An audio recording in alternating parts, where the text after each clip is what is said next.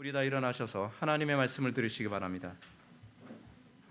하나님의 말씀은 로마서 9장 6절부터 13절까지의 말씀, 신약성경 251페이지입니다.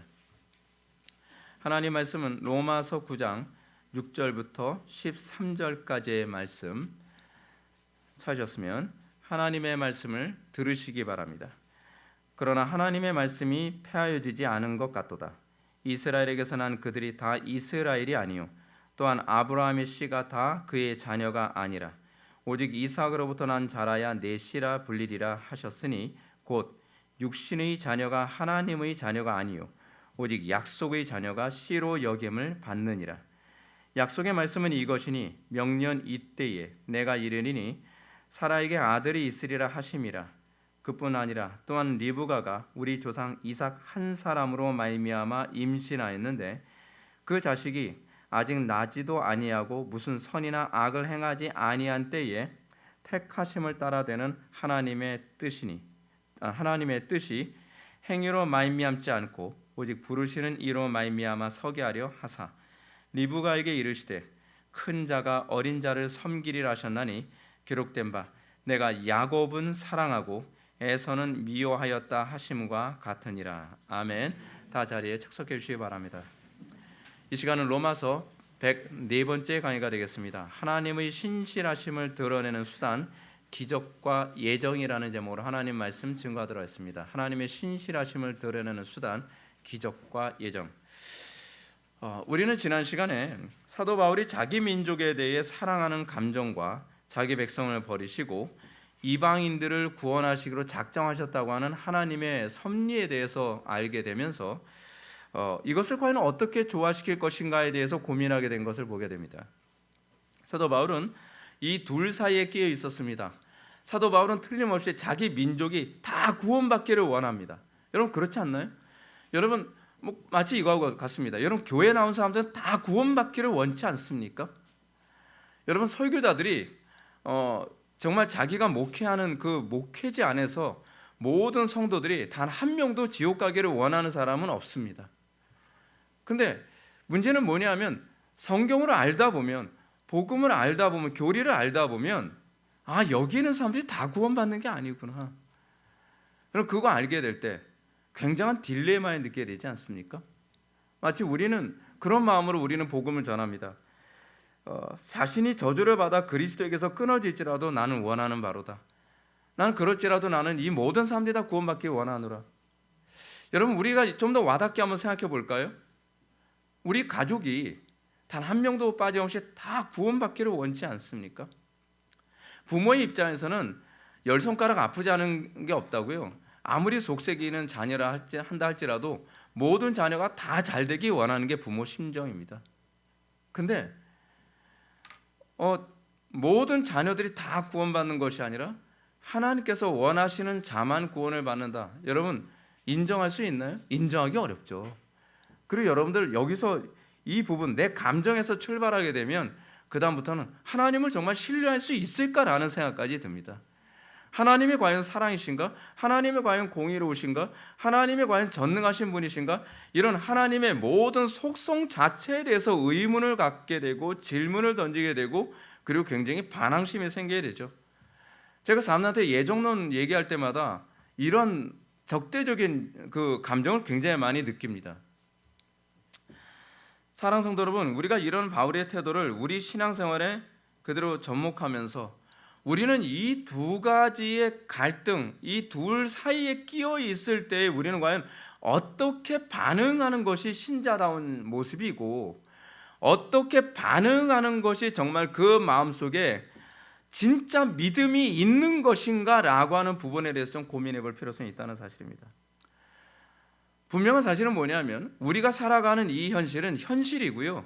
그리고 하나님의 말씀은 진리입니다. 우리는 현실과 하나님의 진리 사이에서 우리는 이렇게 생각을 합니다. 우리는 현실의 문제를 선택할 것인가 아니면 진리를 선택할 것인가. 우리는 과연 이 둘의 문제를 과연 어떻게 조화를 이룰 것인가에 관해서 고민을 하게 됩니다. 그런데 사람들이 이렇습니다.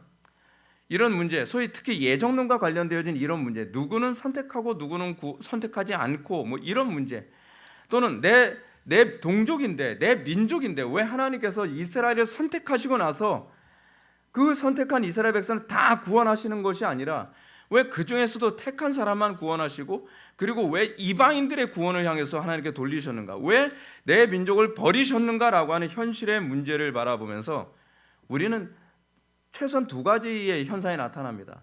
첫 번째 뭐냐면 하나님을 원망하는 거죠. 근데 여러분, 하나님을 원망해서 답 못 찾습니다. 저도 하나님과의 관계 안에서 갈등한 일이 굉장히 많은데 원망할 때는 진리가 안 보입니다. 불평과 원망으로 해결되는 거 없습니다. 여러분, 인생 살면서요, 피해의식으로 제발 살지 마세요. 인생을 피해의식으로 사는 사람은 무슨 얘기를 해도 귀담아 듣질 않습니다. 그 사람은 진리와 관계없이 살다가 죽습니다. 하나님과의 나와의 관계에서 피해의식으로 살아가는 거, 이거 최악입니다. 또는 이런 사람이 있습니다. 현실은 현실이고 말씀은 말씀이라는 겁니다. 설교 아무리 들어서도요, 그 말씀을 내 삶에 적용하려고 하지 않습니다. 좋은 이론 들었네, 그러면서 그 말씀을 내 삶에 적용하려고 들지 않습니다. 여러분, 말씀 적용하는 게 얼마나 힘든지 아십니까? 말씀 적용하는 건요, 하루 이틀에 적용이 되지가 않습니다.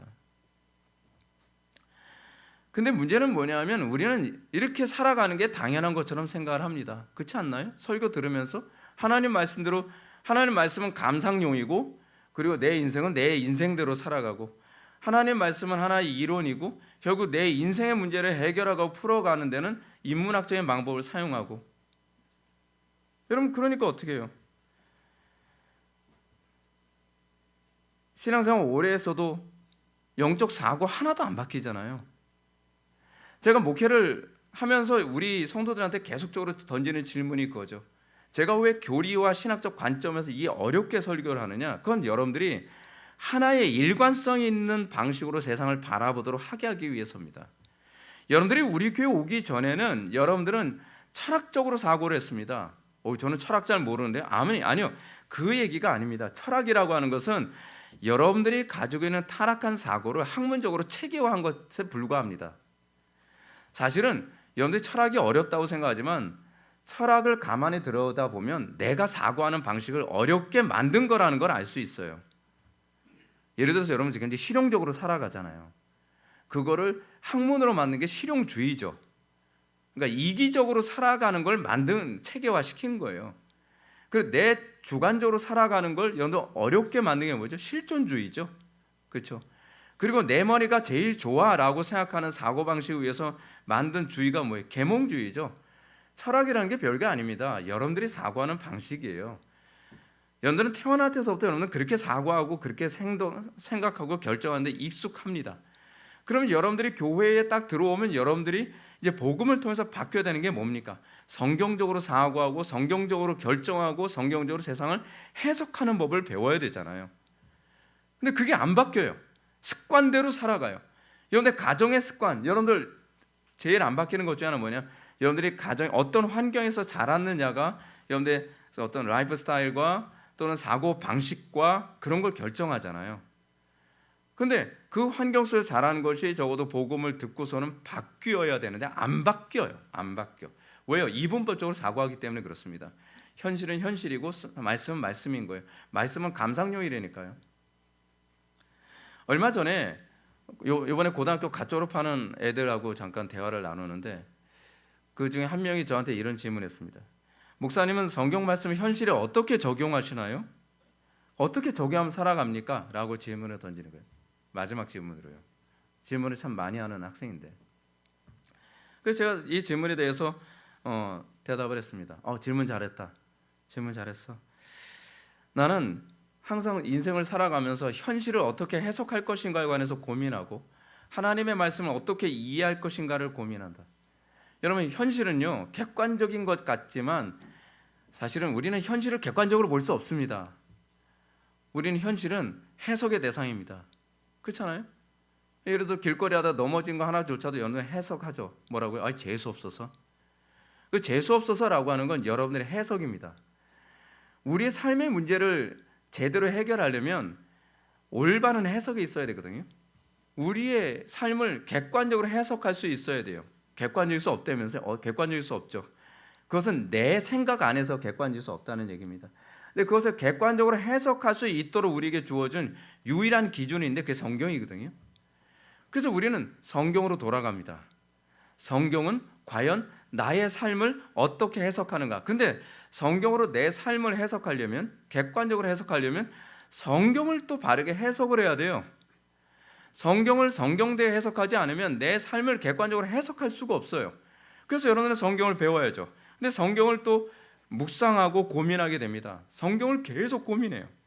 그래서 성경 말씀이 내 삶을 어떻게 해석하는지를 깨닫게 되어지면 그 다음부터 여러분들 인생이 달라지나요? 안 달라지죠. 그 다음부터 어떤 갈등이 생기냐면 내 인생의 문제가 소위 재수의 문제고 또 운명적인 문제고 또는 관계의 문제고 또는 환경의 문제인 줄 알았는데 성경이 그 문제가 아니라는 걸 알게 해주시는 거예요. 알게 된 거로 끝나지 않죠. 그 다음부터는 그러면 어떻게 내 현실을 어떻게 진리와 이걸 연결시켜서 하나가 되게 만들 것인가 라고 하는 것에 대한 투쟁이 일어나게 되죠. 근데 그 투쟁이 짧게는 몇 개월 안에 끝나기도 하는데요, 길게 가면요 막 몇 년, 5년, 10년, 어떤 문제는 15년, 20년 죽을 때까지 갈 수도 있습니다. 근데 여러분, 대부분 이런 진리와 현실의 문제가 충돌을 일으키고 이것을 이 간극, 이 갭을 줄이려고 하는 이 투쟁의 인생에서 대부분 1, 2년 안에 대부분 포기하잖아요. 근데 감사한 건 하나님께서는 제 마음속에 이걸 포기하지 않게 해주셨다는 거예요. 제가 진리에 대해서 관심을 갖게 된 것이 뭐냐면 인생이 너무 사는 게 고달프고 재미없으니까. 우리 어머니하고 되게 비슷해요. 이 인생의 문제를 해결할 수 있는 어떤 답이 있을 것이다, 정답이 있을 것이다, 엑시트가 있을 것이다, 출구가 있을 것이다 라고 생각을 하는 거예요. 그래서 제가 철학에 대해서도 관심이 많았던 이유가 그래서 그래요. 인생의 출구를 찾고 싶었어요. 정답을 찾고 싶었어요. 여러분들 그거에 관심 없으면 여러분들 성경 아무짝에도 쓸모없습니다. 성경에 관심 갖는 사람 이유, 그리고 진짜 구원을 받는 사람들의 그 특징이 뭐냐면 성경 아니면 내 살 길이 없다는 것에 대한 동의를 하는 사람입니다. 그러면 그 하나님의 말씀이 내 삶과 조화를 이루도록, 이 간극을 해결하도록 끊임없이 기도하고 끊임없이 묵상하고 끊임없이 말씀을 적용해보고, 그거를 마태복음에서는 뭐라고 말씀하셨어요? 구하고 찾고 두드리는 삶의 연속이라고 얘기하는 거죠. 구하고 찾고 두드리는 거 고달프죠. 고달픕니다. 여러분, 예수 믿는 거 아무 생각 없이 교회만 성경 가방 들고서 왔다 갔다 한다고 해서 예수 믿는 게 아닙니다. 그래서 요즘에 그렇게 신앙생활하는 사람들이 많으니까 예수 믿는 사람들이 수준이 낮고 정신줄 딴 데다 놓고 사는 것 같고 가볍고 천박한 이유가 그래서 그런 겁니다. 진짜 예수 믿었던 우리의 신앙의 선배들은요 그렇게 가볍지 않았습니다. 왜냐하면 가벼울 수가 없어요. 왜냐하면 진리를 어떻게 내 삶에 적용할 것인가를 맨날 그 고민 가운데 있는 사람이 어떻게 가볍고 천박하게 살아갈 수 있겠습니까? 그렇지 않아요? 또 고민하고 또 고민하고 내가 나름대로 깨달아서 적용을 해봤는데 달라지질 않아요. 문제가 더 악화돼요. 그러면 또 다시 구하고 찾고 두드리고 구하고 찾고 두드리고 또 순종해서 적용해보고 순종해서 적용해보고. 여러분, 그거를요 10년을 해보셨습니까? 이게 해결이 안 되면 내가 답을 잘못 찾았나? 내가 성경을 잘못 적용했나? 내가 성경을 잘못 이해하고 있나? 제가 성경에 대한 이해가 여러분들보다 조금 더 난 이유는 뭐냐면 신학을 공부했기 때문이 아니라 여러분들보다 고민을 더 많이 했기 때문에 그렇습니다. 성경은 고민하는 사람, 구하고 찾고 두드리는 사람에게 보이는 것이지 신학을 많이 공부하고 책을 많이 읽은 사람 눈에 보이질 않아요. 그것이 성경의 특징이에요. 성경은 신비롭습니다. 고민한 사람에게만 보입니다. 석박사를 땄다고 해서 보이지가 않습니다. 그래서 이 과정을 통과하는 가운데에 진리가 점점 더 수면 위로 올라와요. 그걸 이끄시고 포기하지 않도록 인내케 하시는 분이 성령님이시죠. 이거를 교리적인 용어로 뭐라 얘기하냐면 성도의 견인이라고 얘기하죠. The perseverance of the saints라고 얘기하는 거 아니겠습니까? 하나님께서는 우리가 하나님의 말씀을 내 삶의 현실에 적용해서 열매를 맺을 때까지 인내하도록 하십니다. 그래서 누가복음 8장 15절은 이렇게 얘기하잖아요. 착하고 좋은 마음으로 말씀을 듣고 지키어 인내로 결실하는 자. 결실이 그냥 15분, 20분 큐티했다고 깨달아서 저 오늘 큐티했어요. 저 깨달았어요. 그런 식으로 여러분 진리가 깨달아지는 그런 가벼운 인스턴트 같은 책이 아닙니다. 성경이요. 성경은 묵직합니다. 육중합니다. 하나님의 말씀이 선포되고 나면 그 말씀을 받았다고 해서 열매를 맺는 게 아니죠.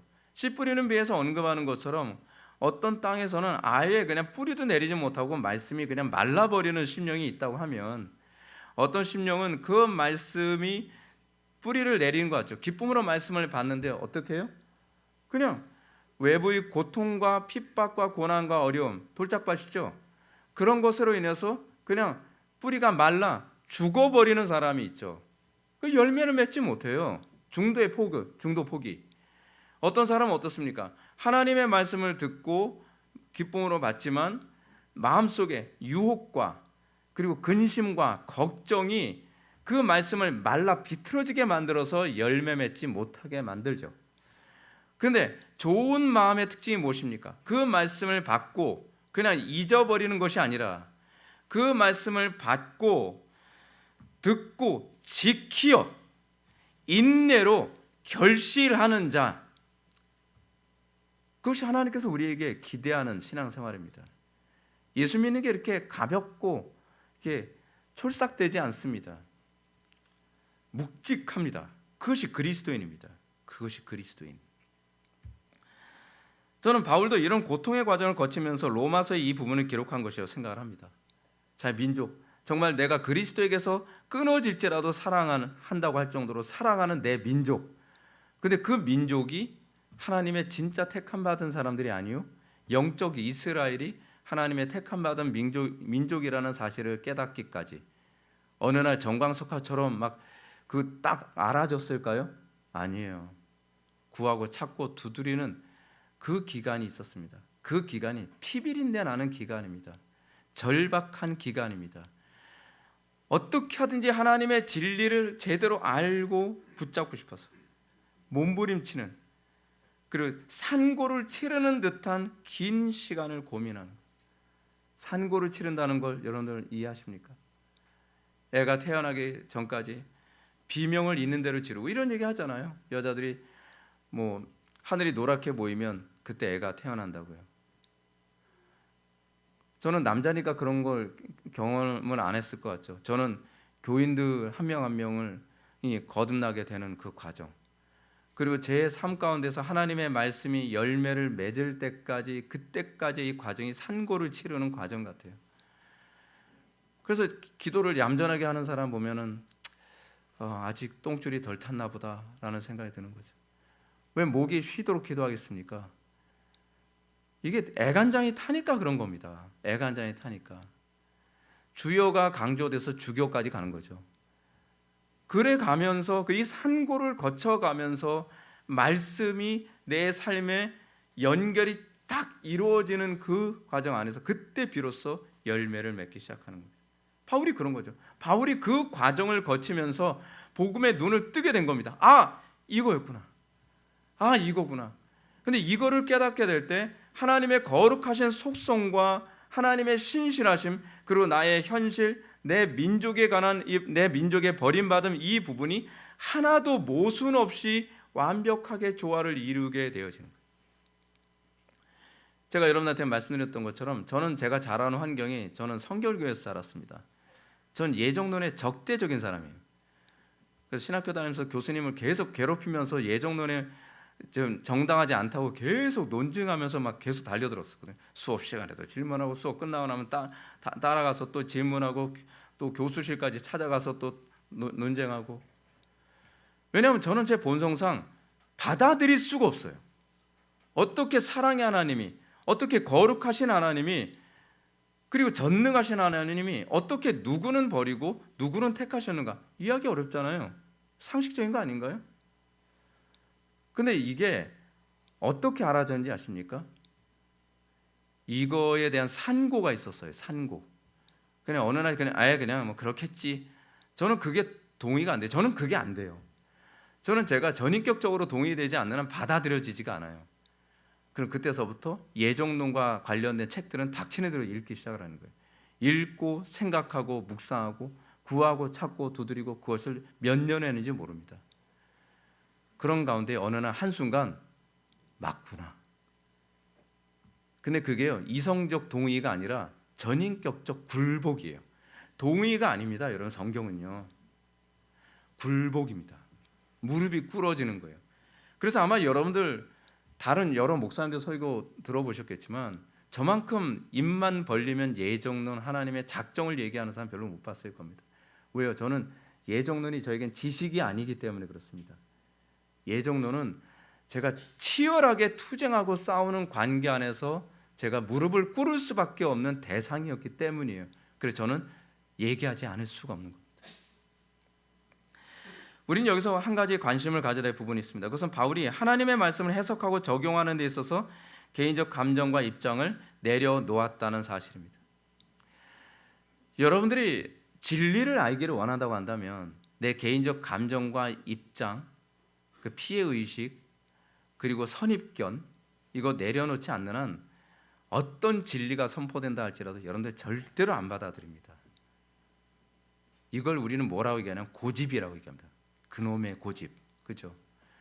고집의 특징이 뭐냐면 무엇이 옳은지 아는데 동의를 받아들이질 않는 거예요. 그게 고집이에요. 그러면 어떻게 바울이 이런 결론에 도달하게 됐는가? 그것은 이런 거죠. 내 본성에 거슬리는데 하나님의 관점으로만 보자라고 하는 성령의 조명하심이 있게 된 겁니다. 하나님의 관점으로만 보자. 여러분, 하나님의 관점으로만 보자라고 하는 이 태도 없으면 여러분들의 지식이 여러분들을 지옥으로 보낼 겁니다. 여러분들의 경험이 여러분들을 지옥으로 보낼 겁니다. 여러분들의 환경이 여러분들을 지옥으로 보낼 겁니다. 근데 하나님의 관점으로 보니까 이제 모든 게 납득되기 시작을 하는 겁니다. 그러면 어떤 겁니까? 바울은 신약 성경이 있을 때 사람이 아니니까 구약의 성경을 통해서 바라보게 된 거죠. 민수기 23장 19절 말씀 보면 하나님은 사람이 아니시니 거짓말을 하지 아니하시고 인생이 아니시니 후회가 없으시도다. 어찌 그 말씀하신 바를 행하지 아니하시며 않으시며 하신 말씀을 실행하지 아니하시랴. 이 말씀을 생각할 때 그렇지, 하나님은 거짓말하지 않으시는 분인데 하나님은 인생이시니 이스라엘을 선택하고 나서 후회하시는 그런 분이 아니시잖아. 하나님은 후회하지 않습니다. 후회는 우리가 하는 겁니다. 제가 말씀드렸잖아요. 후회는 지옥의 형벌의 가장 치명적인 부분이라고요. 그런데 그 후회하지 아니하시는 하나님이 왜 이스라엘을 선택했다고 말씀하셨다가 이스라엘을 버리셨다고 얘기하는가? 그럼 바울이 어떻게 사고했을까요? 제가 아리스토텔레스의 3단 논법으로 제가 정리 한번 해봤습니다. 대전제, 하나님은 결국 거짓말을 하지 아니하시고 약속을 어기지 않으신다. 소전제, 하나님은 이스라엘을 절대 버리시지 않는다고 약속하셨으나 버리셨다. 결론, 고로 하나님이 이스라엘을 버리지 않으신다고 한 구약의 예언은 민족적 이스라엘을 향한 것이 아니라 영적 이스라엘을 향한 것이다. 논리적으로 그렇게 가는 거죠. 객관적으로. 여기서 중요한 건 전제죠. 내가 틀렸다라고 하는 전제, 하나님만 옳다고 하는 전제, 내 감정과 내 현실이 믿음의 대상이 아니라 하나님만이 믿음의 대상이라고 하는 이 대전제의 대전제를 가지고 이런 3단 논법으로 생각을 하면 당연히 결론은 그런 거죠. 하나님께서 선택하신다. 구약에서 내가 내 백성을 선택했다, 내가 이스라엘을 선택했다라고 하는 이 말은 민족적 이스라엘을 향한 약속이 아니라 영적 이스라엘을 향한 약속이구나라고 하는 걸 알게 되는 거예요. 나중에 이제 여러분 뒤에 들어가셔야 되면 바울이 이 부분과 관련해서 엘리야의 그 부분에 관한 부분도 제가 언급해야 될 겁니다. 엘리야가 뭐라고 얘기합니까? 주님, 당신이 선택한 백성 아닙니까? 근데 어떻게 이 백성이 다 하나님을 대적하고 다 이 참된 선지자들을 다 죽이려고 합니까? 지금 참된 선지자는 저 하나밖에 남지 않았습니다. 그렇게 이야기하지 않나요? 근데 그것에 관해서 하나님께서 엘리야에게 말씀하신 게 뭐였습니까? 이제도 남은 자가 있다는 겁니다. 내가 7천을 숨겨놓았다. 그것을 염두에 두고 바울이 해석한 게 그겁니다. 육적 이스라엘을 하나님께서 선택한 것이 아니라 하나님께서는 영적 이스라엘을 선택했다는 얘기구나라고 하는 거죠. 여러분, 이 관점만 그냥 봐도 백투더 예루살렘인지 백투더 퓨처인지 그건 말이 안 되는 거예요. 성경을 그냥 선입견을 가지고 성경을 볼 것이 아니라 성경 그대로 보면 우리는 미혹될 건덕지도 없습니다. 이런 논법의 핵심은 전제가 하나님께 대한 신뢰에서 출발했을 때 가능한 거죠. 하나님은 인간들처럼 상황에 따라 거짓말하시는 분이 아니시고요, 약속한 후에 어쩔 수 없다고 하시며 후회하시는 분이 아니라는 겁니다. 그렇다면 하나님께서 택하신 이스라엘이 복음을 거부할 것인가? 이 부분, 그리고 그가 내린 결론이 바로 오늘 보면 6장 하반절부터 9절까지입니다. 한번 보시겠습니다. 이스라엘에서 난 그들이 다 이스라엘이 아니요 또한 아브라함의 씨가 다 그의 자녀가 아니라 오직 이삭으로부터 난 자라야 내 씨라 불리리라 하셨으니 곧 육신의 자녀가 하나님의 자녀가 아니요 오직 약속의 자녀가 씨로 여김을 받느니라. 약속의 말씀은 이것이니 명년 이때에 내가 이르리니 사라에게 아들이 있으리라 하심이라. 올바른 전제 가운데 그리고 극심한 산고를 치르듯이 정말 진리를 어떻게 내 삶에 적용해서 내 인생이 진리와 괴리되지 않은 인생을 살 수 있을까라고 하는 사람에게만 진리는 말씀하십니다. 바울은 그 산고를 거치는 가운데 깨달은 것을 로마서로 기록합니다. 바울이 그토록 사랑했던 민족적 이스라엘은 언약의 그림자에 불과하다는 걸 알게 된 겁니다. 그래야 말이 되는 거죠. 그래야 모든 것이 조화를 이룰 수 있는 것이고, 그래야 성경이 거짓말이 아니라 참이라는 것을 인정할 수밖에 없는 거죠. 구약에서부터 약속된 언약의 실체는 사실 교회였습니다. 구약에서 엘리야에게 바알에게 무릎 꿇지 않는 그 7천은 육적 이스라엘이 아니라 영적 이스라엘을 지칭하는 거였습니다. 그래야 말이 되고, 그래야 구약에서 하나님께서 하신 말씀이 이해가 되는 것이죠. 바울의 생각이 여기까지 미치자 그는 자신이 하나님과 하나님의 뜻을 오해하고 있다는 것을 알게 되었습니다. 우리 신앙의 가장 심각한 문제가 뭔지 아십니까? 오해입니다. 오해. 여러분, 왜 그 교회 안에서 가십하는 것을 하지 말라고 얘기하는지 아십니까?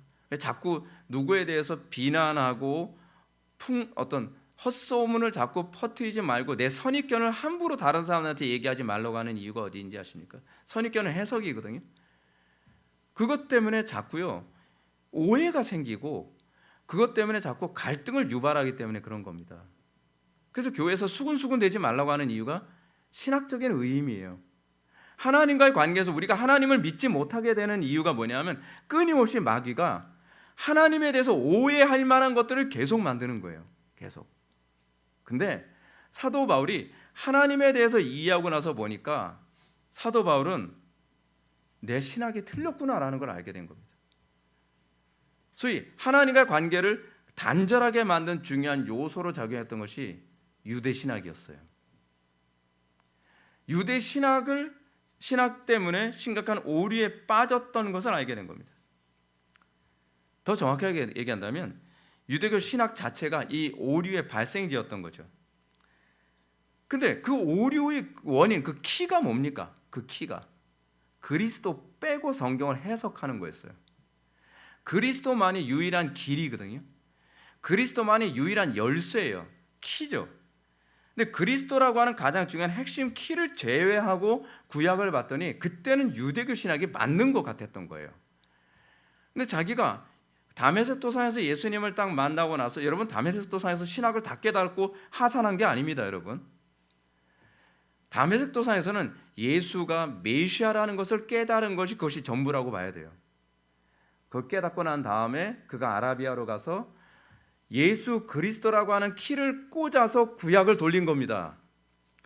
그래서 그 3년이란 기간 동안 새로운 신학적 정립이 있었던 거죠. 예수 그리스도라고 하는 키를 꽂아서 비로소 해석을 하니까요. 근데 예수 그리스도라고 하는 키 없이 성경을 볼 때는 예수는 이단이에요. 그리고 민족적 이스라엘의 유기는 납득할 수도 해석될 수도 없어요. 도리어 기독교는 이단일 수밖에 없고, 그리고 이 모든 문제를 해석하는 것은 그리스도의 안목, 그 안에서 볼 때 비로소 보여지는 거죠.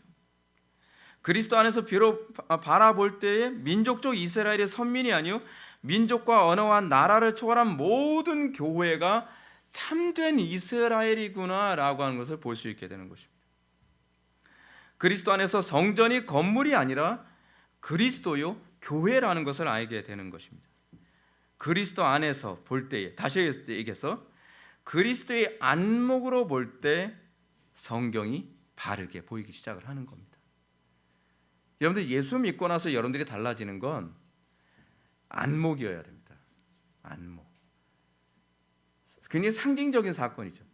사도 바울이 다메섹 도상에서 그리스도를 만났을 때 일어났던 사건이 뭐였습니까? 두 눈에 비늘 같은 것이 껴서 아무것도 볼 수 없었더라. 그것이 그리스도를 만나기 이전의 모습이라는 것을 보여주고 있는 겁니다. 상징적으로 보여주고 계신 거죠. 아나니아에 가서 안수를 받고 나서 비늘이 벗겨지자 비로소 그리스도의 안목으로 성경을 보고 그리스도의 안목으로 자기의 인생을 해석하고 그리스도의 안목으로 모든 것을, 세상의 모든 철학을 바라보기 시작한 겁니다. 예수를 만나고 나서, 여러분들 예수를 믿고 나서 안목의 변화 생겼습니까? 예수를 믿고 나서 여러분들 인생이 새롭게 재해석됐습니까? 어떤 사람은 이렇게 얘기합니다. 제가 예수 믿었다고 하는데 저는 과거 인생 잘못 살았다고 생각 안 해요. 그건 문제가 많죠. 자기가 예수를 믿었다고 하는데 내가 가지고 있는 기존의 철학에 대해서는 문제 없다고 생각을 해요.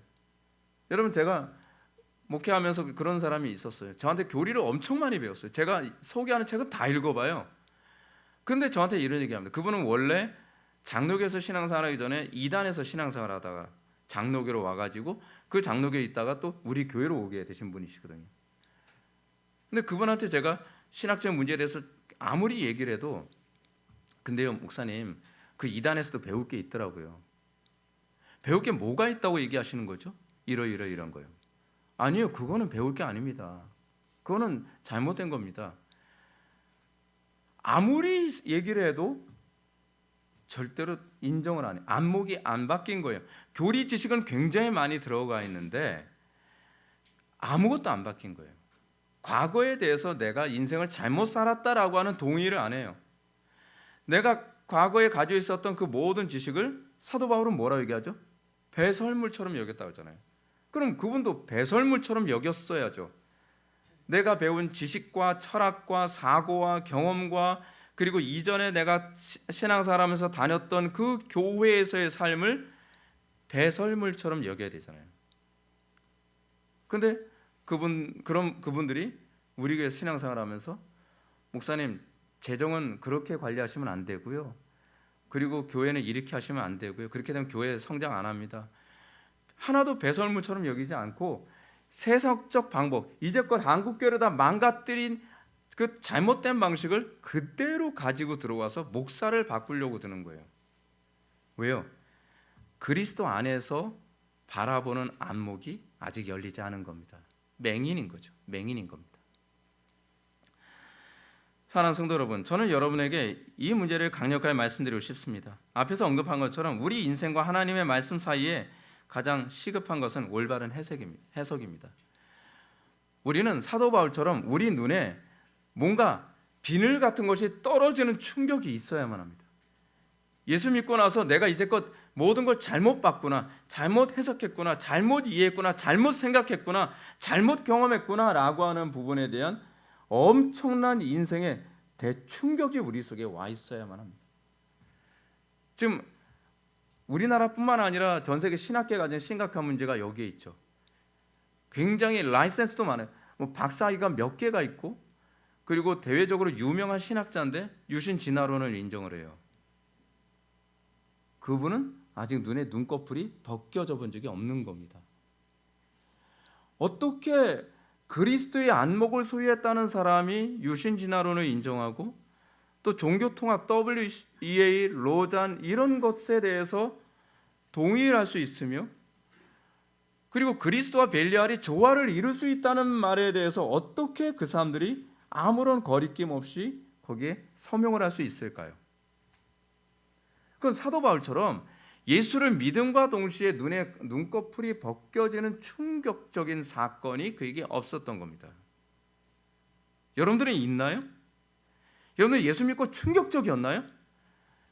여러분들 예수를 믿고 나서 내가 이전에 가지고 있었던 것을 다 배설물처럼 여길 정도로 그것이 틀렸다는 것에 대해서 동의하며 이전의 삶과 치열하게 싸우게 만드는 그런 내 영혼의 새로운 역동성이라고 하는 것을 여러분 경험하고 있나요?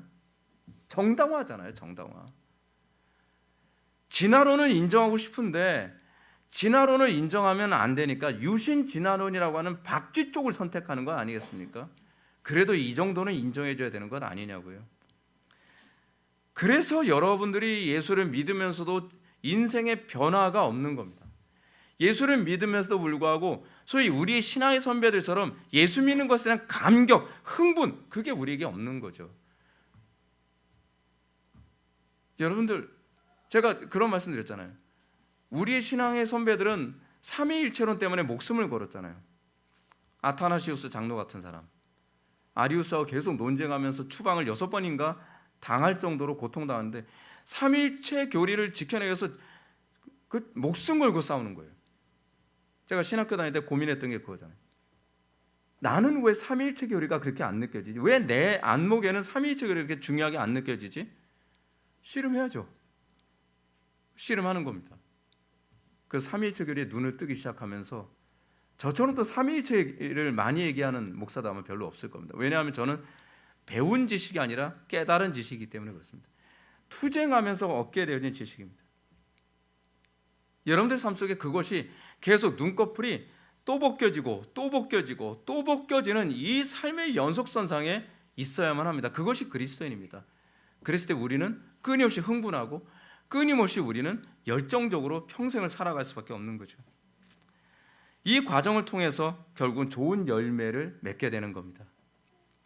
바울의 딜레마는 그리스도 안에서 하나님의 언약을 다시 바라볼 때 비로소 해결되었습니다. 그리스도 안에서 구약을 바라보니까 새롭게 보이기 시작합니다. 이제까지 그는 창세기 21장 12절 오직 이삭으로부터 난 자라야 내 씨라 칭하리라 하셨으니 라는 말씀을 민족적 우월감을 갖도록 만드는 말씀으로 알았어요. 근데 그가 이제 그리스도 안에서 창세기 21장 12절 말씀을 보니까 오직 이삭으로부터 난 자라 내 씨가 되리라 라고 하는 이 말씀이 민족적 이스라엘이 아니라 약속의 자녀, 다시 말해서 아브라함과 같은 믿음의 계보 속에 있는 사람들에게 해당하는 말씀이라는 것을 알게 된 겁니다. 이걸 알게 되니까 민족적 우월감, 선민의식, 그게 있을 수가 없죠. 선민의식이 어디서 나온 거야? 그래도 내가 4대째 예수 믿은 집안에서 태어났는데 그래도 내가 성경을 내가 몇 독을 한 사람인데 내가 그래도 장로고 목사고 안수집사고 뭐 그런데 이게 여러분들의 일종의 선민의식이고 민족적 의식이거든요. 근데 구원이 오로지 하나님의 선택과 은혜와 예정 가운데 있다는 것을 알게 되니까 두려운 거죠. 이것이 아니라 하나님의 은혜 아래 있구나. 바울은 여기서 비로소 자유하게 되는 겁니다. 하나님께 대한 오해로부터 자유롭게 된 겁니다. 자기의 감정으로부터 자유롭게 된 겁니다. 자기 민족에 대한 선입견으로부터 자유롭게 된 겁니다. 진리가 바울을 자유롭게 한 겁니다. 그러므로 바울은 9절부터 구약의 언약이 가르치는 이스라엘은 육적 이스라엘이 아니라 영적 이스라엘임을 이렇게 증명합니다. 약속의 말씀은 이것이니 명년, 내년 얘기하는 거죠. 이거 좀 개혁 성경 좀 바꿀 때 이런 건 내년이라고 바꿔야지. 요즘 명년이라는 말 안 쓰잖아요. 그렇죠? 명년 진사갈비도 아니고. 약속의 말씀은 이것이니 명년 이때에 내가 이르리니 사라에게 아들이 있으리라 하심이라. 그래서 바울은 의도적으로 약속의 말씀이라는 말을 사용하고 있는 것을 좀 주목해 봐야만 합니다. 6절에서 언급한 하나님의 말씀, 구약에 기록된 이 언약이 폐하해지지 않은 것을 확고히 하기 위해서 히브리인들에게 약속이라고 하는 단어를 사용합니다. 히브리인들에게 약속이라는 단어는 굉장히 중요한 단어입니다. 우리는 약속이라는 단어 별로 중요하게 생각 안 하잖아요. 그냥 뭐 어기면 어길 수도 있고. 근데 히브리인들에게 약속 또는 언약이라는 단어는 절대적인 의미입니다. 기독교 신앙 안에서 약속, 언약이라고 하는 것은 절대적인 의미예요. 그것이 성경이 의미하는 바입니다. 특히 여기서 아브라함을 통해 이삭을 언약의 자손으로 바친 사건은 창세기 15장을 염두에 둔 거거든요. 하나님께서 이스라엘 백성과 어떻게 약속했다고요? 하나님께서 아브라함에게 이런 거예요.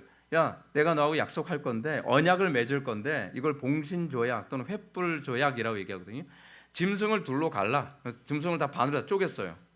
그리고 나서 맞대어서 딱 놓으면 봉신과 봉주가 그 짐승이 갈라진 그 잘라진 그 사이로 다 왔다 갔다 하면서 약속을 맺거든요. 약속 어기면 이렇게 죽을 것이라고 약속을 하는 겁니다. 근데 하나님께서 아브라함 보고 가라고 얘기하지 않고 하나님이 일방적으로 불 가운데에 그 봉신 조약을 그냥 선언하십니다. 그 짐승 갈라진 짐승 사이로 지나가시죠. 무슨 얘기는 내가 약속 안 지키면 내가 이렇게 죽겠다라고 하는 굉장히 강렬한 언약의 방식을 사용한 겁니다. 그러니까 이해가 안 되는 거죠. 이렇게까지 약속하신 하나님이 택한 백성을 버리셔? 이렇게까지 강렬하게 약속하신 하나님께서 자기의 백성을 버리셨다고? 이해할 수가 없는 거죠. 그러면 우리가 뭔가 오해하고 있다고 생각해야 되는 거죠. 그래서 바울이 얘기합니다. 약속의 말씀은 이것이니 라고 얘기합니다. 이 얘기는 무슨 얘기냐면 우리가 알고 있는 이스라엘에 대한 구원의 약속은 잘못 이해한 것이다. 진정한 약속의 말씀은 사실 이것이다 라는 식으로 얘기하고 있는 겁니다. 잘못된 유대 신학으로 오해하고 있는 것을 교정해 주겠다.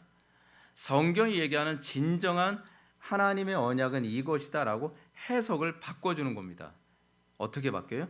그리스도 안에서 그리스도의 안목으로 보니까 이 언약이 다르게 보이기 시작하더라는 겁니다.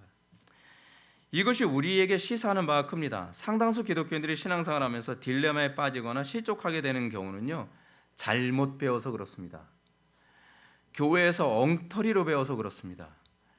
몸으로 봉사하면 건강의 복을, 돈으로 봉사하면 재물의 복을 주신다는 등, 그렇지 않으면 11조 많이 바치면 재물복 받는다는 식으로 예수 믿는다고 예수 믿으면 형통한다고 외우지 않았습니까? 저는 형통 하나도 안 하던데요.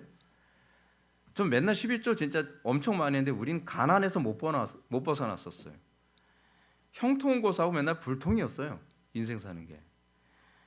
그리고 예수 믿으면 고난 안 받는 줄 알았는데 고난의 연속이던데요. 근데 성경 봤더니 다 잘못 가르친 거예요. 예수 믿으면 고난 받는다고 가르쳤거든요. 성경 틀림없이.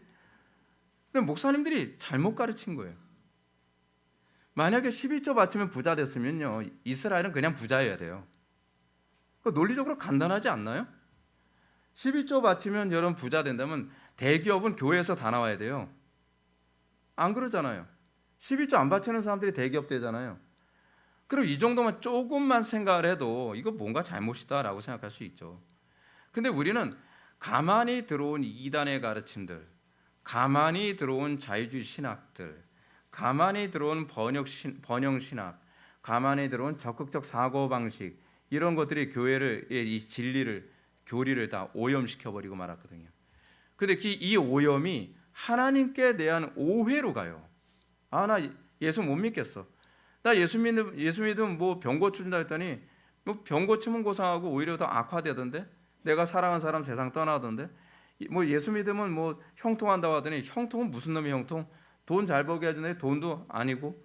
번영 그런 거 없던데. 그러면 하나님께 대한 오해. 근데 그건 성경은 그렇게 가르치지 않았거든요. 그것 때문에 교회를 떠난 사람들이 얼마나 많은지 몰라요. 많은 사람들이 이것 때문에 실족합니다. 그럼에도 불구하고 사람들은 그런 인본주의 해석을 너무 좋아해요. 왜요? 자기의 욕심에 맞으니까, 자기의 가련기를 긁어주니까. 그 사람들이 속아도 또 가요. 속아도 또 가요. 주머니에 털려도 또 가요. 제가 보면서 참 사람들 어리석구나. 저러니까 종교가 민중의 아편이라는 소리가 나오지. 진리에 관심이 없고 그냥 거짓된 가르침, 살살 긁어주는 가르침에 위로받고 자기 욕심 채워주는 것을 만족해하면서 교회에 다니는 거죠. 바울은 이런 현상이 마지막 때가 될수록 더욱더 심해질 거라고 우리에게 경고하지 않으셨습니까? 디모데후서 4장 3, 4절 이렇게 얘기합니다. 때가 이르리니 사람들이 바른 교훈을 받지 아니하며 귀가 가려워서 자기의 사욕을 따를 스승을 많이 두고 또 그 귀를 진리에서 돌이켜 허탄한 이야기를 따르리라. 허탄한 이야기를 따르잖아요. 요즘 교회를 보십시오. 허탄한 이야기하는 교회에 사람들이 많이 모이잖아요. 이게 마지막 시대의 특징이에요. 마지막 시대. 문제의 핵심은 강단이 그리스도 중심적으로 하나님의 어떠하심을 계시하지 않는다는 게 문제입니다. 그리스도의 안목으로 구약과 신약을 설교하고 가르친다면 이런 문제가 생기지 않습니다. 근데 자기 안목으로 가르치는 거죠. 설교자의 안목으로 가르치는 거죠. 그 대표적인 게 큐티 설교 아닙니까? 큐티 설교는 그리스도의 안목으로 성경을 가르치는 것이 아니라 내가 오늘 필 받은 대로 본문을 해석하는 거예요. 그 사람들이 너무 좋아하죠. 왜냐하면 나도 그렇게 봤거든요. 나도 그 본문이 그렇게 필을 그렇게 받았거든요. 근데 성경은 그렇게 해석하면 안 된다는 거예요. 또는 어떤 사람은 그렇죠. 내가 어떤 철학을 전공했으면 성경은 다 그 철학 얘기하는 것처럼 보여요. 여러분 플라톤주의 공부하면요, 진짜 성경은 온통 플라톤주의입니다. 그래서 나온 것이 형제교회예요.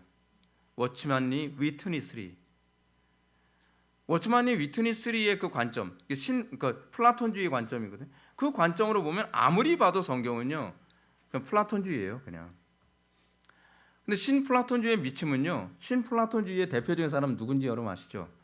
그 시몬 마구스, 사도행전 8장에 나오는 마법사 시몬.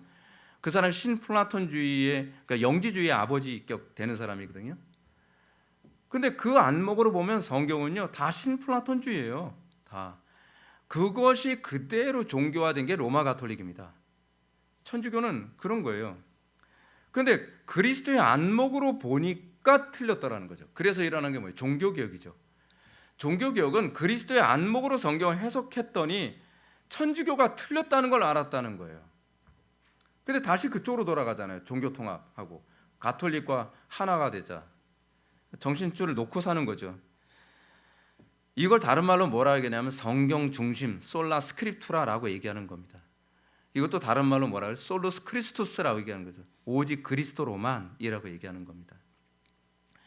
이제 바울은 하나님의 언약에 신실하심이 어느 정도인지 아브라함과 이삭과 야곱을 통해서 말해주고자 합니다. 9절부터 11절까지 말씀 보시겠습니다. 약속의 말씀은 이것이니 명년 이때에 내가 이르리니 사라에게 아들이 있으리라 함이라. 그뿐 아니라 또한 리브가가 우리 조상 이삭 한 사람으로 말미암아 임신하였는데 그 자식들이 아직 나지도 아니하고 무슨 선이나 악을 행하지 아니한 때에 택하심을 따라 되는 하나님의 뜻이 행위로 말미암지 않고 오직 부르시는 이로 말미암아 서게 하려 하사. 그래서 바울이 하나님이 얼마나 약속에 신실하실 수밖에 없는지를 논증해냅니다. 왜 이런 말을 하냐면 어떤 식으로든지 하나님은 한 번 맺으신 약속을 절대로 취소하는 법이 없으시거든요. 왜냐하면 하나님은 우리 같지 않아요. 우리가 약속을 여러분 예약했다가 예약 취소하잖아요. 예약 취소 왜 합니까? 그날 무슨 일이 일어날지 모르고 예약했다가 취소한 거잖아요. 근데 하나님은 그날 무슨 일이 일어날지 몰라서 예약 취소하는 일이 그런 분이 아니에요. 그럼 그분은 전지가 아니죠. 그분은 전지하시고 전능하시거든요. 그래서 하나님의 말씀은 하나도 땅에 떨어지지 않습니다. 하나님의 말씀은 하나님은 내가 그런 일이 일어날지 모르고 말했다. 야, 그거 취소. 그런 거 없다는 거예요. 하나님은 모든 걸 다 아시는 걸 전제로 해서 말씀하시는 분이에요. 모든 걸 다 아시고 과거, 현재, 미래 전체의 모든 시간대에 일어나는 모든 일을 다 아시고 우리와 약속하시는 분이에요. 하나님은 모든 사람들이 인생의 사건을 다 아시고 말씀하시고 약속하시는 분이시라는 거죠. 근데 하나님께서 이 당신의 약속의 신실하심을 보여주시기 위해서 하시는 작업이 있어요. 그것이 뭐냐면 기적이 아니면 약속이 성취될 수 없도록 만드시는 환경을 만들어요. 그러니까 하나님께서는 아브라함과 약속을 했죠. 근데 언제까지 그 약속을 미루시는 것처럼 보여요? 사라가 임신할 수 없는 상태까지 기다리세요. 그리고 하나님께서는 사라가 임신할 수 없는 상태를 만드신 다음에 임신하게 하심으로써 당신의 약속의 신실함을 기적이라는 방식으로 입증하시는 거죠. 내가 이 정도로 신실해라고 하는 걸 우리에게 느끼게 만들어 주시는 거예요. 또 다른 방식이 있습니다. 하나님께서 약속을 하시는데 하나님께서 히스기야와 약속하지 않습니까? 내가 이 전쟁 반드시 이기게 해주겠다. 그걸 어떻게 믿습니까? 내가 너희들이 할 수 없는 기적으로 통해서 내가 믿게 해줄게. 그래서 해가 뒤로 가게 만들어요. 그렇죠? 해 그림자가 10도 뒤로 물러가게 하시죠. 그렇게 함으로써 하나님의 약속은 인간의 힘으로 절대로 그거를 바꿀 수 없다는 것을 입증해 내시는 겁니다. 그건 하나님의 신실하심을 우리에게 입증하시는 방식이죠. 근데 항상 문제는 우리에게 있죠. 하나님은 신실하십니다. 문제는 하나님을 믿지 못하고 끝까지 인내하지 않는 우리가 문제인 거죠. 하나님은 언제든지 당신의 약속을 지켜주실 준비가 되어 있지만 우리가 끝까지 믿고 끝까지 인내하지 못하는 것이 문제입니다. 마치 전쟁을 해서 승리를 약속해 주셨어요. 근데 전쟁터에 나갔다가 다 이길 때쯤 돼서 안 되겠다, 이제 더 이상 못하겠다, 항복했단 말이에요. 근데 하나님께서는 사실은 다 망하는 것 같은 상황에서 갑자기 천둥과 번개와 우박으로 저들어다 진멸해 주실 생각을 하시라고 우박을 딱 준비하지, 자 이제 내려야지 하는데 항복을 해버려요. 그럼 우리가 불신실한 겁니까? 하나님이 불신실한 겁니까? 우리잖아요. 근데 우리는 그 책임을 누구한테 돌리냐면, 봐라, 하나님이 우리한테 이렇게 안 해주셨더라. 도와달라고 했는데 안 도와주셨더라. 그래서 하나님의 신실하심을 볼 기회가 없고요. 그런 사람들의 특징이 뭐냐면 인생의 기적을 경험한 적이 없는 거예요. 기적을 왜 경험 못하는지 아십니까? 우리가 하나님의 신실하심을 믿지 못하기 때문에 그렇습니다. 하나님은 항상 우리에게 지금도 오늘날에도 기적을 우리들에게 보여주실 준비를 항상 하고 계시는데, 기적 보여주실 때만 되면 이게 꼭 순종을 안 해요. 저 그거 굉장히 많이 경험하거든요. 목회하다 보면요. 꼭 기적을 경험할 만한 하나님께서 역사하실 때가 되면 꼭 그 자리를 피해가요. 그러니까 기적이 없다는 소리가 나오죠. 하나님이 신실하지 않기 때문이 아니라 하나님께서 신실하심을 증명할 기회를 우리가 주질 않는 겁니다. 히브리서 기자의 표현처럼 그들과 같이 우리도 복음 전함을 받은 자이나 들은 바 그 말씀이 우리에게 유익하지 못한 것은 듣는 자가 믿음과 결부시키지 아니함이라. 그러므로 바울은 우리의 언약에 대한 신실성을 가르치기 위해 10절과 11절 말씀을 통해서 이 정점을 찍습니다. 그 정점이 뭔지 아세요? 예정이에요. 예정. 10절과 11절 말씀 읽겠습니다.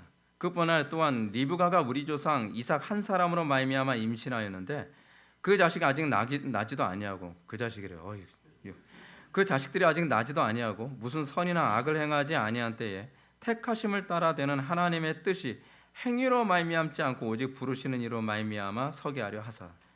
그래서 그뿐 아니라라는 표현이 아주 중요합니다. 하나님의 언약에 대한 신실성은 기적뿐만 아니라 더 강력하게 하나님의 언약의 신실하심을 보여주시는 방식이 있는데, 그건 뭐라는 거예요? 이거와 비교할 수 없는 하나님의 신실하심을 입증하시는 방식, 예정이죠. 예정이라고 하는 건 하나님의 신실하심을 보여주기 위한 하나님의 수단입니다. 우리는 예정에 대해서 잘못 이해하고 있잖아요. 바울은 임신할 수 있는 기능이 완전히 상실한 사라에게 초자연적으로 임신하게 하셨다라고 합니다. 그걸 통해서 하나님께서 뭘 보여주시는 거예요? 내 약속의 신실함을 난 기적을 통해서 보여주겠다라고 얘기하는데, 이것보다 또 더 탁월한 방식이 있는데 바로 예정이라는 거죠. 예정이야말로 하나님의 언약의 신실함을 입증하시는 최고의 절정입니다. 왜냐하면 예정은 하나님께서 당신의 백성들 언약 맺으시기 전에 이미 그 일을 이루셨다는 얘기예요. 그러니까 마치 뭐하고 똑같습니까? 우리가 택배를 하는데 택배를 이미 보내고 나서 도착할 거야 라고 얘기하는 거예요. 우리 그거 신뢰할 수밖에 없잖아요. 왜요? 이미 이 사람 택배를 보낼까 말까, 선물을 보낼까 말까 준비하는 상태가 아니에요. 이미 택배는 이제 출발했어요. 우리는 기다리고 있으면 그 택배를 받을 거예요. 그 선물을 받을 거죠. 그래서 우리는 택배를, 그 선물을 받을 때까지 기다리기만 하면 되는 것 아니겠습니까? 근데 우리는 하나님의 예정을 그런 식으로 이해하지 않습니다. 하나님이 얼마나 신실한가를 보여주기 위해서 예정을 사용하고 있는 건데, 왜 누구는 선택하고 누구는 선택하지 않고, 왜 하나님은 왜 모든 걸 다 작정하시고 예정하시고, 아니 그 문제가 아니라니까요. 그 문제가 아닙니다. 이 성경에서 예정을 얘기하는 것은 하나님 편에서 볼 때 미래에 성취될 일을 이스라엘 백성들에게 먼저 언약을 하신 사건이에요. 십자가 사건이 이미 하나님 안에서는 완성된 사건이고요. 구약에서는 이미 완성된 사건을 구약의 백성들에게 알려주신 거예요. 알려주신 거죠. 그래서 순서로 따지면 일의 성취가 먼저고요. 예언은 나중이에요. 약속이 나중이란 말이에요. 구약의 언약은 그 일을 알려주시는 것에 불과하죠. 우리의 입장에서는 약속으로 보여지지만 하나님의 입장에서는 통보로 보여지는 거예요. 하나님 편에서는 성취가 먼저고 약속이 그 다음인 겁니다. 그렇다면 하나님의 언약에 대한 신실성이 너무 선명하죠. 그렇다고 한다면 여러분들, 하나님의 우리의 구원하심에 대해서 이것만큼 확실한 게 어디 있습니까?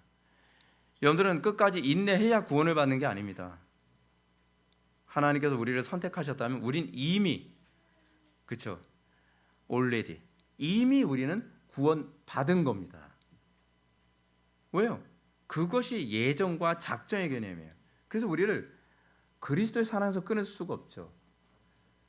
마치 미래의 사건을 바꿀 수 있을 거라고 생각하는 그런 요즘의 영화들은 굉장히 신성모독적인 것이 바로 그겁니다.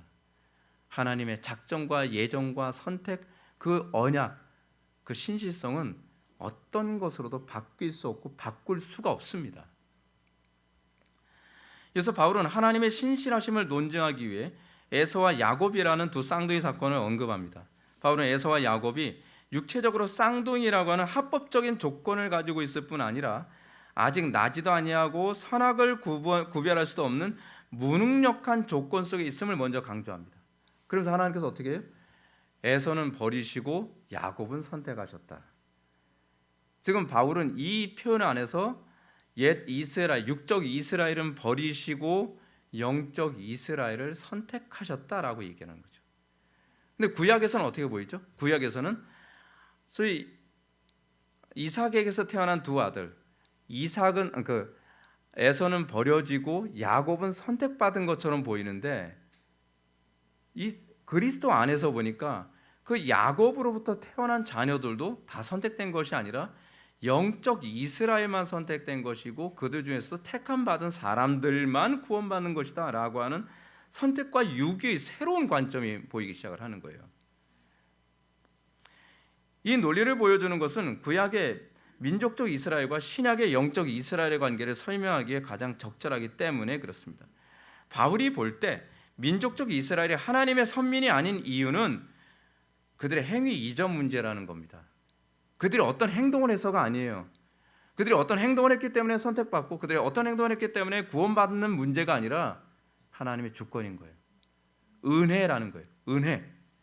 은혜 때문에 에서가 선택받지 못했고 은혜 때문에 야곱은 선택받은 겁니다. 마찬가지로 은혜 때문에 육적 이스라엘인 민족적 이스라엘이 선택과 관계가 없는 거예요. 하나님은 영적 이스라엘을 선택한 것입니다. 그거는 그들이 태어나기 전에 이미 하나님께서 작정하신 거죠. 이 부분에서 성경을 읽는 성도들은 자꾸 바울의 의도를 따라가지 않고 주변적인 문제를 자꾸 본문을 왜곡합니다. 사랑의 하나님이 어떻게 아무런 이유 없이 에서를 버리셨는가? 그래서 바울은 그런 거죠. 야, 내가 얘기하려고 하는 게 그 얘기가 아니라니까. 여기서 말하고자 하는 핵심은 그 얘기가 아니야. 근데 우리는 그 주변 것에 자꾸 관심을 갖죠. 바울이 말하고자 하는 의도는 별로 관심을 갖지 않습니다. 그래서 여러분들이 항상 성경을 읽으면서도 실족하는 겁니다. 어떤 사람은 성경을 읽어서 실족하고요. 어떤 사람은 성경을 읽어서 구원을 받습니다. 말씀하셨잖아요. 사도 바울이 유대인들이 그 성경 때문에 걸려 넘어진다고요. 바울의 의도는 에서를 버리신 하나님이 아니라 어떤 의로움이나 어떤 행위도 하지 않음에도 불구하고 야곱을 선택하심으로 구원의 언약, 그 약속을 이행하셨다라는 그 신실성을 보여주고자 하는 것입니다. 그러므로 행위로 말미암지 않고라는 말씀은 우리의 구원이 어떤 선행이나 공로에 의한 것이 아니라 하나님의 언약을 이행하시는 신실하심에 근거한다라고 가르치고 있는 것입니다. 그렇기 때문에 구원은 결코 어떤 행위하고도 결부시켜서는 안 됩니다. 오직 믿음 솔라 피데로 되는 것이고요. 그 다음에 문제 그리고 행위는 그 다음에 문제가 되는 거죠. 왜요? 행위는 그리스도 안에 구원받았다고 하는 것을 입증하는 표징의 역할밖에 안 하는 거니까요. 이제 바울은 이러한 하나님의 언약이 우리에게 어떤 식으로 다시 성취되는지 12절과 13절 말씀을 통해서 보여주고자 합니다. 그래서 바울은 창세기 25장 23절 말씀을 인용하면서 이렇게 얘기합니다. 리브가에게 이르되 큰 자가 어린 자를 섬기리라 하셨나니 기록된 바 내가 야곱은 사랑하고 에서는 미워하였다함과 같으니라. 그래서 바울은 하나님의 예정으로 선택된 야곱과 선택에서 제외된 에서를 예를 들면서 큰 자가 어린 자를 섬기리라 라고 얘기를 합니다.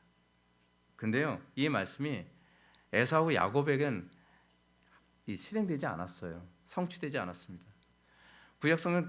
구약성경을 여러분들 자세히 읽어보시면 에서가 야곱을 섬겼다라고 하는 부분은 나오지 않습니다. 끝까지 항상 야곱은 에서 앞에서 형님 하면서 굽신대면서 그렇게 살았지, 우리가 생각하는 것처럼 그렇게 되지 않았어요. 그 얘기는 무슨 얘기냐면 이 약속은 구약을 얘기하는 것이 아니라 신약에 있을 사건을 얘기하고 있다는 것을 알아야 되는 것이죠. 다르게 해석해야 된다는 결론에 도달하게 되는 겁니다. 어떻게 해석해야 된다는 겁니까?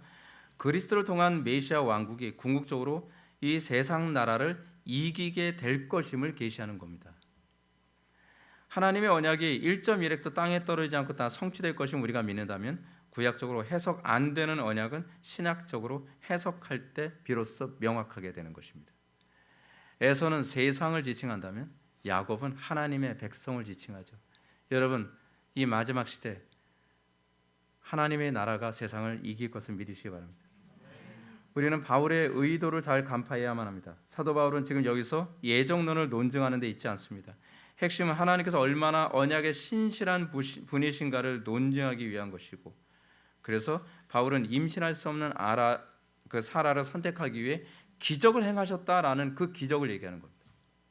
기적은 우리가 원하는 때 일어나는 것이 아닙니다. 기적은 하나님의 신실하심을 드러낼 때, 내고자 할 때 나타나는 겁니다. 우리는 자꾸 기적을 잘못 오해하잖아요. 내가 원하는 어떤 일, 마치 우리가 알라딘의 마술램표를 딱 비비면 내가 원하는 때에 막 집이 펑 생기고 내가 성공하고 출세하고 건강해지고 병 고침 받고, 기적의 용도는 그게 아니에요. 바울이 얘기하는 기적의 용도는 하나님의 신실하심을 드러낼 때 사용하는 거라는 겁니다. 예정도 거기에 초점을 맞춰서 이해해야 된다는 것이죠.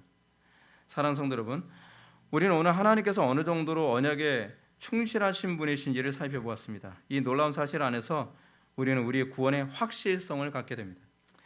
사도 바울은 끊임없이 이 부분을 통해서 우리의 구원이 어떻게 그렇게 견고할 수밖에 없는지, 그리고 하나님께서는 얼마나 언약에 신실하신 분이신지를 로마서를 통해서 계속적으로 논증합니다. 그런데 이 논증에서의 그의 핵심이 뭐냐 하면 내 생각을 내려놓는 것입니다. 내 감정을 내려놓는 것입니다. 내 욕심을 내려놓는 겁니다. 나는 민족적 이스라엘 한 명인데 어떻게 하나님이 그러실 수 있어? 그 문제가 아니라는 거예요. 하나님의 안목, 더 정확히 그리스도의 안목으로 현실을 해석하고 성경을 해석하십시오. 그러면 인생의 딜레마가 없어지게 됩니다. 그러나 내 안목으로 내 현실을 해석하고 세상 철학으로 내 현실을 해석하고 성경을 해석하면 여러분들은 예수를 믿는다고 하지만 여러분들은 안 믿는 사람들과 다를 바가 없는 딜레마와 갈등 속에 살아가게 될 것입니다. 여러분들 가운데 그리스도께서 이 놀라운 은혜를 베풀어 주셔서 바울의 눈에 있는 눈꺼풀을 벗기셨던 것처럼 여러분들 삶 속에서도 날마다 눈꺼풀이 벗겨지고 그래서 항상 진리 안에서의 그 흥분과 감격 속에서 살아가게 되는 저와 여러분들 되기를 주님의 이름으로 축원합니다. 기도하시겠습니다. 사랑이 많으신 하나님 아버지, 우리가 오늘 이 시간 사도 바울의 이 가르침을 통해서 우리의 신앙이 어디에 초점이 맞춰져야 되는지를 다시 한번 살펴보게 해 주심을 감사드립니다.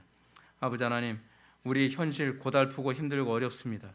그런데 이 어려운 현실을 하나님의 말씀 안에서 날마다 해결하고 그 갈등을 넘어설 수 있기를 원합니다. 우리로 하여금 사도 바울처럼 우리 눈에는 눈꺼풀을 벗겨주시고 우리로 하여금 그리스도의 안목으로 세상과 말씀을 해석하고 그리고 적용하여 열매 맺게 하여 주옵소서. 예수님의 거룩하신 이름으로 기도올옵나이다.